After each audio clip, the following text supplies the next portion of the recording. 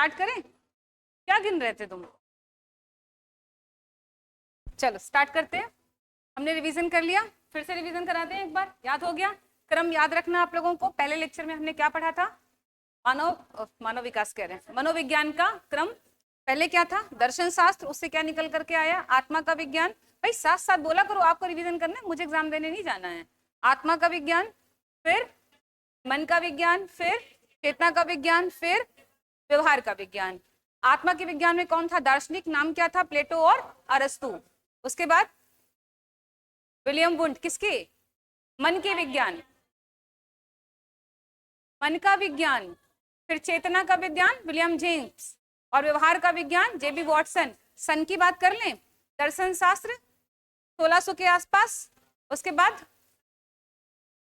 मन का विज्ञान 1879, चेतना का विज्ञान 1890, और व्यवहार का विज्ञान 1913। ठीक, 1913 याद रखना है आप लोगों को ये क्रम। फिर उसके बाद हमने क्या पढ़ा? स्कूल ऑफ साइकोलॉजी, संरचनावाद, प्रकारवाद, व्यवहारवाद, मनोविश्लेषणवाद, गेस्टाल्टवाद, हर्मिकवाद। कोई दिक्कत नहीं। ठीक, उधर क्या पढ़ा? आधुनिक संप्रत्यय में हमने, बेटा आपकी बिंदी यहाँ लगी है, क्या पढ़ा हम लोगों ने? निर्मितवाद, मानवतावाद। और आप नहीं थी क्लास में उस दिन, कोई बात नहीं, इस पे वीडियो पड़ा हुआ है यूट्यूब पर, आप जाकर देख लीजिएगा। सेकंड क्लास का वीडियो हमारा क्या है, पड़ा हुआ है, तो इसीलिए मैं वीडियो बना करके डाल देती हूँ ताकि आप लोग इसको देख सकें। ठीक है, क्वेश्चंस कर लिए थे हम लोगों ने स्कूल ऑफ के। आज हम लोग क्वेश्चन करेंगे ना शायद?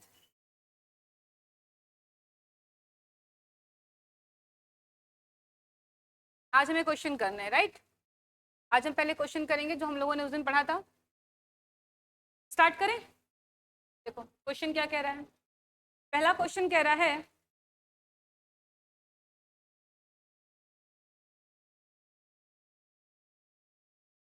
पहला क्वेश्चन कह रहा है भाई कि मनोविज्ञान के किस संप्रत्यय को सबसे प्राचीन संप्रत्यय माना जाता है जो चेतना के टुकड़ों के अध्ययन पर बल देता है? वो कहता है ना कि छोटे छोटे भाग का अध्ययन करिए, का अध्ययन करिए, छोटे छोटे भाग का अध्ययन करिए। तो मैंने आपको बताया संरचनावाद। क्या बताया मैंने? संरचनावाद।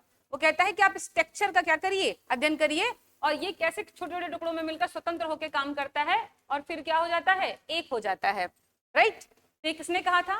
ये आपकी कौन सी थ्योरी है? ये सबसे प्राचीन और सबसे पहली थ्योरी है। मैंने बताया ये कब की थ्योरी है? 1879 की थ्योरी है, और इसमें मनोवैज्ञानिक कौन जुड़े हुए हैं? विलियम वुंट जुड़े हुए हैं। कौन से वैज्ञानिक है? William Wundt. ठीक, कोई दिक्कत? और इसी का खंडन करने के लिए कौन आया था? व्यवहारवाद नहीं, प्रकारवाद। कौन आया? प्रकारवाद। प्रकारवाद ने क्या कहा कि अगर अध्ययन करना है तो कार्यों का अध्ययन करिए, संरचना का अध्ययन मत करिए, इन्होंने तो कहा था। तो नेक्स्ट क्वेश्चन क्या है, देखिए लिखा हुआ है कि वर्ष 1879 में विलियम वुंट द्वारा प्रयोगशाला खोलने के बाद संरचनावाद का सबसे पहले संप्रत्यय दिया गया। मन की संवेदना, भाव, छवि जैसे छोटे छोटे तत्वों को तोड़कर समझा जाता है। और यही क्या किए थे? मनोविज्ञान को कहाँ लेकर गए? प्रयोगशाला में लेकर के गए। तो पहली बार प्रयोगशाला में किसके थ्रू गया? William Wundt. कौन सी विधि? अंतरदर्शन विधि। सन कौन सा था? 1879। और सबसे पहला संप्रत्यय क्या आया आपका? संरचनावाद। कोई दिक्कत नहीं। चलो आगे देखो जरा भाई। नेक्स्ट कह रहा है कि मन क्या है या जानने की अपेक्षा मन कार्य कैसे करता है? आ गया प्रकारवाद। क्या आ गया? प्रकारवाद। मन कार्य कैसे करता है, वातावरण में कैसे अनुकूलन करता है, या जानना अधिक महत्वपूर्ण है। तो भाई किसने कहा था? प्रकारवाद ने कहा था। किसने दिया था ये दिया था विलियम जेम्स ने दिया था। और कब दिया था? 1890 में दिया था। राइट, तो ये हम लोग कर चुके। देखो लिखा हुआ है कि प्रकारवादियों ने संरचनावाद का विरोध किया। इन्होंने चेतना की बनावट की बजाय कार्यों पर जोर देने की बात की। क्या अध्ययन करना है तो किसका करना है? कार्य का अध्ययन करना है। विलियम जेम्स के ही एक मित्र थे, इनका नाम क्या था? John Dewey. इन्होंने ही बाल केंद्रित शिक्षा, बाल केंद्रित शिक्षा की क्या की? शुरुआत की इन्होंने ही की, इसी संप्रत्यय को लेकर के। नेक्स्ट देखो क्वेश्चन क्या है। नेक्स्ट कह रहा है पूर्ण अपने अंश के योग से बड़ा होता है। याद करो, मैंने आपको एग्जांपल दिखाया, बताया था, मैंने आपसे कहा था कि कोई व्यक्ति है वो सबसे पहले फूल देखता है। ओवरऑल क्या देखेगा? फूल, उसकी खूबसूरती। वो ये नहीं देखता कि फूल किससे खूबसूरत बना है, उस रंग से, पंखुड़ियों की आकृति से, या उस पेड़ की बनावट से। नहीं ना, उसका ध्यान कहाँ जाता? सीधे फूल पर जाता है। बात समझ रहे हैं? तो सीधे मतलब, तो ये बात किसने कही थी? गेस्टाल्ट वादियों ने कहा था। किसने कहा था? गेस्टाल्ट वादियों ने। और गेस्टाल्ट वादियों ने ही किसका सिद्धांत दिया था? सूझ का। मैक्स वर्दिमर, इन्होंने कहा था कि मनुष्य एक बौद्धिक प्राणी है, वो यांत्रिक प्राणी नहीं है कि बार बार गलत करेगा सीखेगा, गलत करेगा सीखेगा। उसको जैसे ही आवश्यकता होगी अपनी बुद्धि का प्रयोग करेगा, अपनी सूझ का प्रयोग करेगा, अपनी अंतर्दृष्टि का प्रयोग करेगा और अपनी एक समस्या का हल तुरंत कर लेगा। और इन्होंने क्या किया था, एक सुल्तान नाम के चिंपैंजी पर क्या किया था, एक्सपेरिमेंट किया था, केले लटकाए थे कई तरीके से, आप लोगों ने पढ़ा होगा, और इस तरीके से अपनी बात को इन्होंने क्या किया था, साबित किया था। ठीक, तो ये गेस्टॉल्टवादी थे, ये भी हम लोगों ने देखा था। नेक्स्ट है कि निम्नलिखित में से किस संप्रत्यय को मनोविज्ञान की तीसरी शक्ति कहा जाता है? मानवतावाद। याद करो क्या था, मानवतावाद। इन्होंने किसका खंडन किया था? इन्होंने किसका खंडन किया था भाई? इन्होंने कहा कि मनुष्य केवल अपनी इच्छाओं के लिए नहीं जीता है ना, मनुष्य के केंद्र में केवल वो स्वयं नहीं होता है, उसके केंद्र में और भी लोग होते हैं, वो दूसरों के लिए भी जीता है, वो एक सामाजिक प्राणी है। मनुष्य क्या है, एक सामाजिक प्राणी है, समाज में रहता है। मैंने आपको बताया था कि हम बहुत सारे काम समाज के लिए ही करते हैं, अपने लिए नहीं करते हैं। ये बात किसने कही थी? मानवतावादियों ने कहा था। उन्होंने कहा था व्यवहारवाद मनुष्य को चूहे बिल्लियों की तरह स्वतंत्र मानता है। ठीक, मनोविश्लेषणवाद केवल मानसिक विकृतियों पर ध्यान देता है। इनके विरोध में मानवता आया। क्या आया? मानवता आया, जिसमें इंसान की अच्छाइयां और रचनात्मकता कार्य करती हैं। मानवता में कौन है भाई? अब्राहम मैस्लो और मांग का सिद्धांत आया। किसका सिद्धांत आया? मांग का सिद्धांत। तो इन्हीं मानवतावादियों ने किसका सिद्धांत दिया था? मांग का सिद्धांत दिया। किसका सिद्धांत दिया? मांग का सिद्धांत दिया। और ये कौन थे? ये मैस्लो थे, अब्राहम मैस्लो। इनकी थ्योरी आप लोग पढ़ते भी हैं, पढ़ते हैं ना इनकी थ्योरी, मैस्लो की थ्योरी, आवश्यकता का सिद्धांत। ठीक, नेक्स्ट देखिए भाई क्वेश्चन क्या है। नेक्स्ट कह रहा है कि 20वीं शताब्दी के उत्तरार्ध में आई संरचनावाद की क्रांति के अनुसार मनोविज्ञान किसका अध्ययन है? कर चुके हैं भाई हम लोग। आंतरिक मानसिक प्रक्रियाओं का अध्ययन है। किसका अध्ययन है? आंतरिक मानसिक प्रक्रियाओं का अध्ययन है। उसके बाद देखो क्या कह रहा है, नेक्स्ट क्वेश्चन कह रहा है चूंकि मन और चेतना को बाहर से देखा जा सकता है, मापा नहीं जा सकता, किया था हम लोगों ने। ठीक, इसीलिए मनोविज्ञान को केवल क्या कहना, व्यवहार का अध्ययन कहना ही उचित होगा। ये किसने कहा था? व्यवहारवादियों ने कहा था। और व्यवहारवादियों में किसने कहा था भाई? व्यवहारवादियों में कौन था? जेबी वॉटसन। कौन आ गए हमारे पास? जेबी वॉटसन आ गए। और किस सन में आए थे? 1913 में आए थे जेबी वॉटसन, है ना, ये देखो लिखा हुआ है सन। जेबी वॉटसन आ गए और इन्होंने कहा व्यवहारवाद की स्थापना की और पूरी तरीके से क्या बताया, इसको वस्तुनिष्ठ बताया। ठीक, परिणाम देने की बात इन्होंने की। नेक्स्ट देखो क्या है भाई, कह रहे कोहलर ने सुल्तान नामक चिंपैंजी, अभी मैंने जस्ट आपको बताया कौन थे भाई? गेस्टॉल्टवादी थे, तो ये तो हम लोग कर चुके हैं। इन्होंने लिखा है देखो, कोहलर ने सिद्ध किया कि कोई भी जीव केवल बार बार गलती करके ही नहीं सीखता है, सूझ से भी सीख सकता है।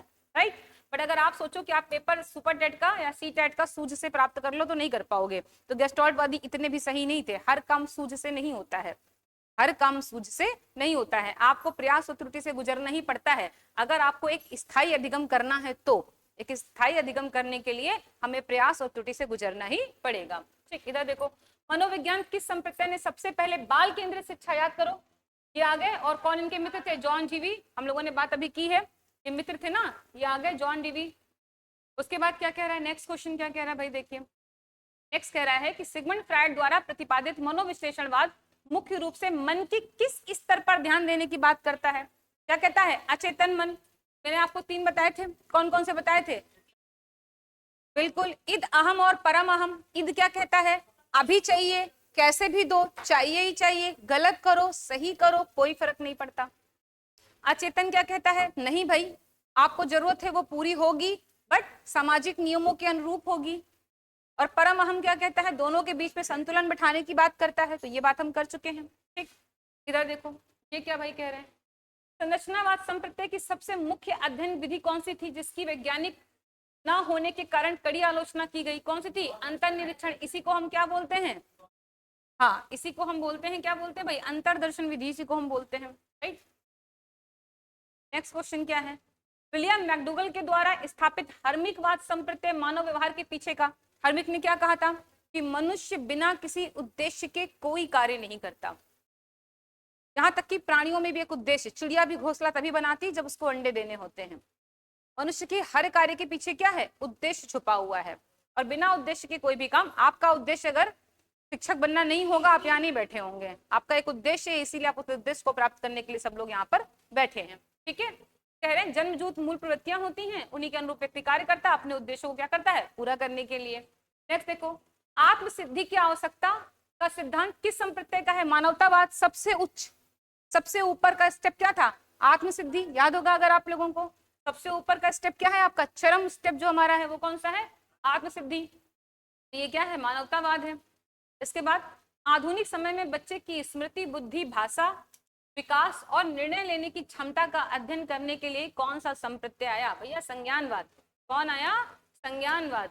और संज्ञानवाद में क्या कहा गया था? मैंने आपको बताया था कि बालक को बचपन से सिखाया गया कि चोरी गलत है। क्या सिखाया गया? चोरी गलत है। और भारतीय क्या पूरे विश्व की ऐसी कोई संस्कृति नहीं है, पूरे विश्व में ऐसा कोई समाज नहीं है जो कहते चोरी सही है। क्या कोई कहेगा चोरी सही है?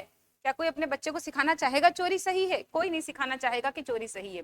लेकिन एक बच्चा जब बड़ा होता है और देखता है कि एक बूढ़ा बाप अपने परिवार को बचाने के लिए एक दुकान से एक ब्रेड चुरा लेता है, एक अपनी बच्ची उसकी बहुत दिन से भूखी है, उसका पेट भरने के लिए वो क्या करता है? एक ब्रेड चुरा लेता है। अब क्या वहां पे चोरी अपराध माना जा सकता है? नहीं। उस परिस्थिति, उस समाज और उस व्यक्ति के द्वारा किया गया कृत्य यहाँ पर चोरी नहीं कहलाएगा।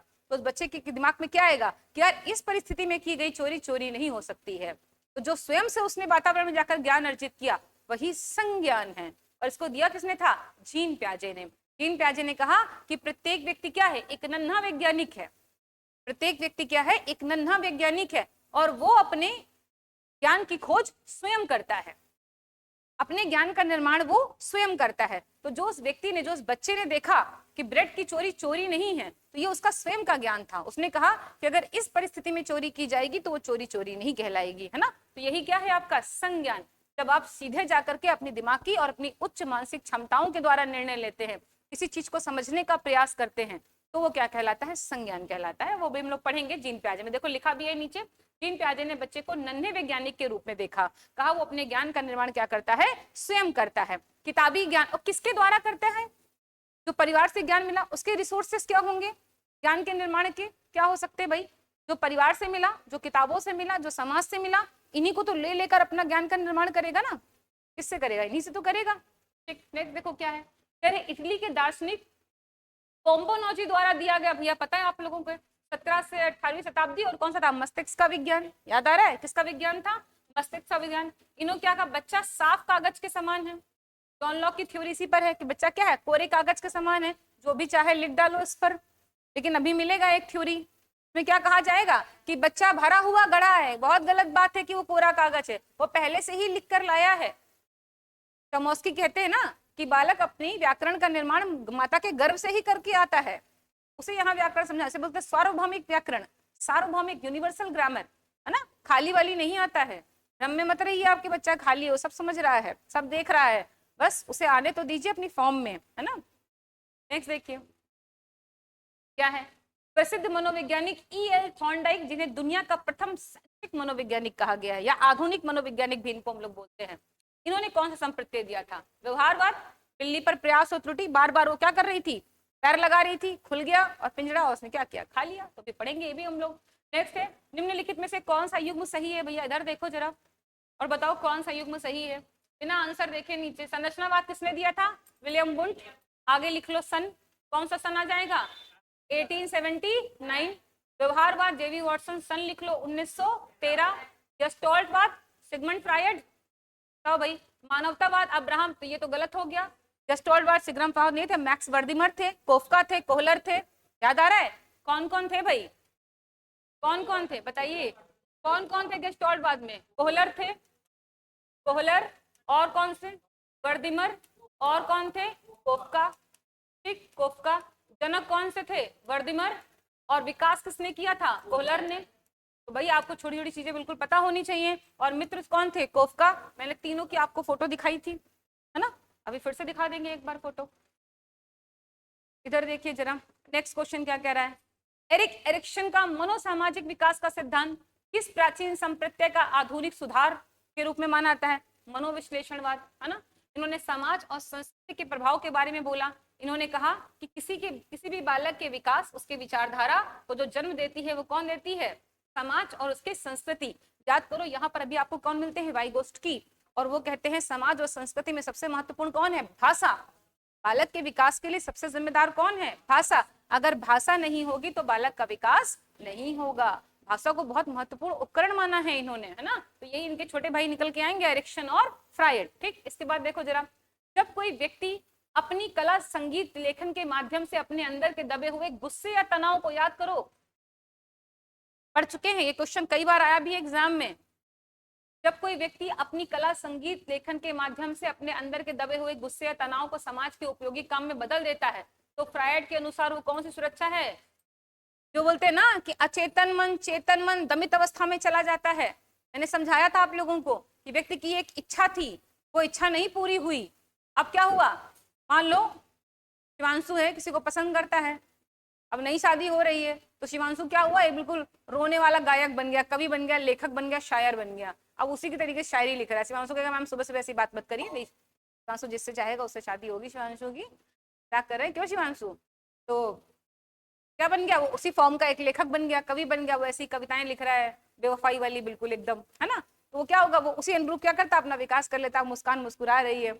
आंसू ऐसा कुछ नहीं होगा, तो बिल्कुल टेंशन मत। स्मार्ट लड़के को देख के कोई भी कर लेगा भाई, तो हाँ मैडम की बात सीरियस ले रहे हो, ठीक है। तो ये क्वेश्चन एग्जाम में पूछा गया है कई बार बेटा। तो देखो लिखा है मनोविश्लेषणवाद इदम अहम और परम अहम, है ना। तो यहाँ पे हम क्वेश्चन पढ़ चुके हैं, ये वाला हमने पूरा किया था, अभी आगे इसको और अच्छे से करेंगे। ये देखो लिखा भी एग्जाम्पल यहाँ पर, देखो क्या लिखा है, मनोविश्लेषणवाद की सबसे सकारात्मक रक्षा युक्ति, इनमें से व्यक्ति अपनी असामाजिक या दमित इच्छाओं को समाज द्वारा स्वीकृत और रचनात्मक रास्ते पर मोड़ देता है, जैसे किसी दुखी प्रेमी का महान कवि बन जाना। राइट, ठीक, चलो भाई नेक्स्ट क्वेश्चन देखो। वर्तमान समय में मनोविज्ञान के क्षेत्र में व्यवहारवाद और संज्ञानवाद को मिलाकर कौन सी नई आधुनिक पद्धति सबसे ज्यादा उपयोग की जा रही है भाई? सबसे खूबसूरत सीबीटी। सबसे खूबसूरत क्या है? CBT, cognitive behaviour treatment. तो क्या बोलेंगे? कॉग्निटिव बिहेवियर ट्रीटमेंट या थेरेपी बोलेंगे इसको हम लोग।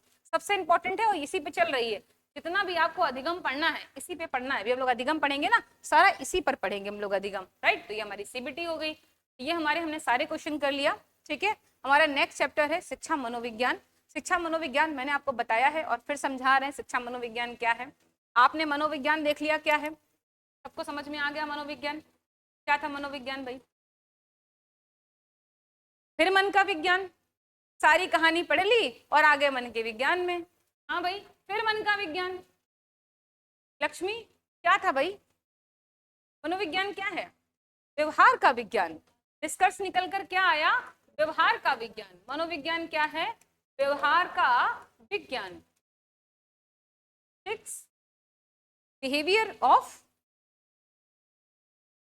साइंस, बिल्कुल सही है, स्टडी ऑफ बिहेवियर। तो psychology is study of behaviour, सही है, व्यवहार का विज्ञान। और हम क्या पढ़ने जा रहे हैं? शिक्षा का मनोविज्ञान। तो जोड़ दें इस बात को, हमने आपको बताया था पहले भी कि बालक का व्यवहार हर क्षेत्र में क्या है? अलग अलग है। बालक का व्यवहार हर क्षेत्र में क्या है? अलग अलग है। एक कक्षा में बच्चे को देखेंगे तो उसका व्यवहार क्या होगा? अलग। घर में देखेंगे तो उसका व्यवहार क्या होगा? अलग। मित्र के साथ देखेंगे तो उसका व्यवहार क्या होगा? अलग। और अगर बच्चे का व्यवहार खेल के मैदान में देखेंगे तो क्या होगा? अलग। अगर समाज में देखेंगे तो उसका व्यवहार क्या होगा? अलग, यानी अलग अलग है। तो हमें बालक के व्यवहार का अध्ययन करना है किस क्षेत्र में? शिक्षा के क्षेत्र में। यानी कहाँ देखना है हमको? विद्यालय में उसके व्यवहार का अध्ययन करना है, शिक्षा के क्षेत्र में। इसीलिए हमको क्या पढ़ना है? शिक्षा मनोविज्ञान हमको पढ़ना है। टीचर बनने के क्या करना है? शिक्षा मनोविज्ञान पढ़ना है। तो जब शिक्षा के क्षेत्र में बालक के व्यवहार का अध्ययन किया जाता है तो उसे हम क्या कहते हैं? शिक्षा मनोविज्ञान कहते हैं। कोई दिक्कत किसी भी तरीके की? चलो आगे देखो भाई जरा, ये है आपका शिक्षा मनोविज्ञान। देखो क्या कह रहा है, अभी केवल समझना है, बाद में हम नोट करेंगे। शिक्षा मनोविज्ञान क्या है? कह रहा है कि ये एजुकेट शब्द से मिलकर बना हुआ है। किससे मिलकर बना हुआ है? एजुकेट शब्द से मिलकर बना है, जिसका अर्थ होता है आंतरिक शक्तियों को बाहर निकालना। आंतरिक शक्तियों को बाहर निकालना इसका क्या है? अर्थ है। और मनोविज्ञान क्या है?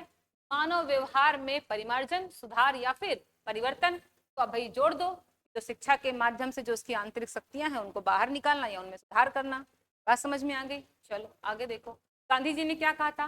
शिक्षा से मेरा अभिप्राय बालक और मनुष्य के शरीर, मन तथा आत्मा के सर्वांगीण एवं सर्वोत्तम विकास से है। अच्छा, किसने कहा था कि बालक एक पुस्तक है और प्रत्येक व्यक्ति को इस पुस्तक को पढ़ना चाहिए? रूसो ने कहा था। Very good. और द डायलेमा बुक किसकी है? The dilemma.